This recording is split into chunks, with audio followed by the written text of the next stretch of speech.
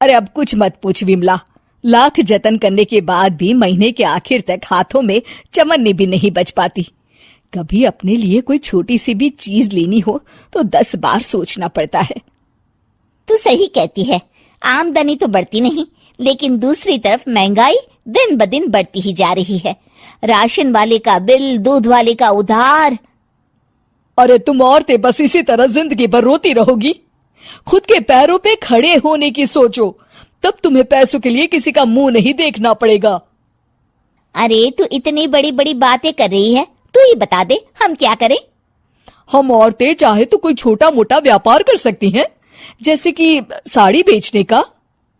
सुधा की बातें सुन सब औरतें हंस पड़ती हैं।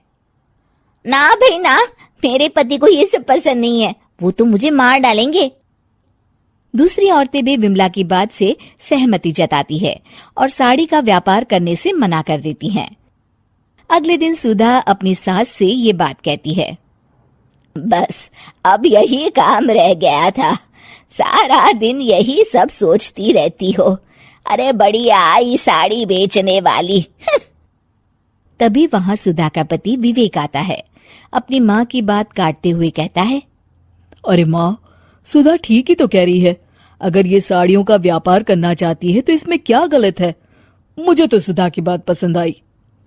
अरे मजाक है क्या व्यापार करना? अच्छे अच्छों की खटिया खड़ी हो जाती है। मैंने दुनिया देखी है। बेटा तुम लोग ज्यादा हवा में मत उड़ो, और फिर साड़ियाँ खरीदने के लिए पैसे कहाँ से लाएगा? तुम उसकी चिंता मत करो माँ, मैं देख लूंगा। अगले दिन विवेक अपने एक दोस्त से कुछ पैसे उधार लेकर साड़ी के कारखाने से बहुत सारी साड़ियां खरीद लाता है। ये लो सुधा, तुम्हारा ऑनलाइन अकाउंट बन गया है। अब लोग घर बैठे तुमसे साड़ियां खरीद सकते हैं। ये तो बहुत अच्छी बात है। हाँ, और इतना ही नहीं, मैंने इसमें सभी नई डिजाइन की साड़ियों की फोटो भी अपलोड कर दी है। अब बस तुम देखती जाओ। कुछ दिनों के बाद। नमस्ते, मुझे सुधा जी से मिलना है। ओहो, तू कौन है और मेरी बहू से तुझे क्या काम है? माँ जी, मैं सुधा जी से साड़ियाँ खरीदने आया हूँ। अरे बड़ा बेवकूफ है तू, इतना बड़ा मीना बाजार छोड़कर यहाँ साड़ी खरीदने आया है। तेरा ऊपर का कोई पेच ढीला है क्या? अरे माँ जी, आप नहीं जानती, आजकल ऑनलाइन का जमाना है, समय और पैसे दोनों की बचत होती है। तभी वहां सुधा आ जाती है। सुधा बिरजू को साड़ियां दिखाती है। क्या बात है सुधा बहन जी, आपके पास तो बहुत ही सुंदर सुंदर साड़ियां हैं। एक काम करिए, ये वाली दे दीजिए और ये वाली भी। छोड़िए, एक काम करिए, ये सभी ही दे दीजिए।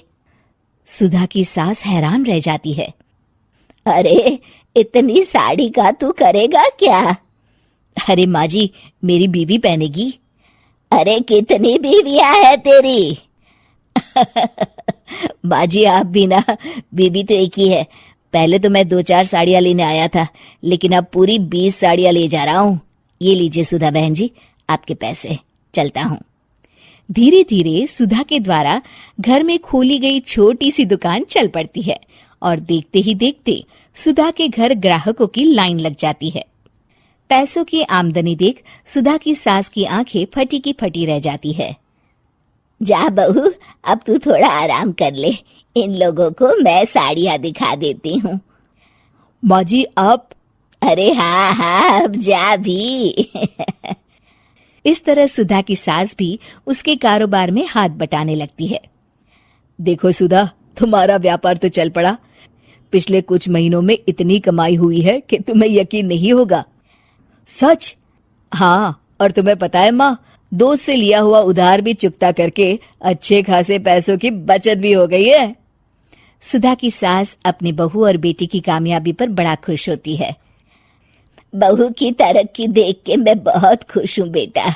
तूने साबित कर दिया कि अगर पति का सपोर्ट मिले तो पत्नी कुछ भी कर सकती है। जी माँ जी, आपने बिल्कुल सही कहा।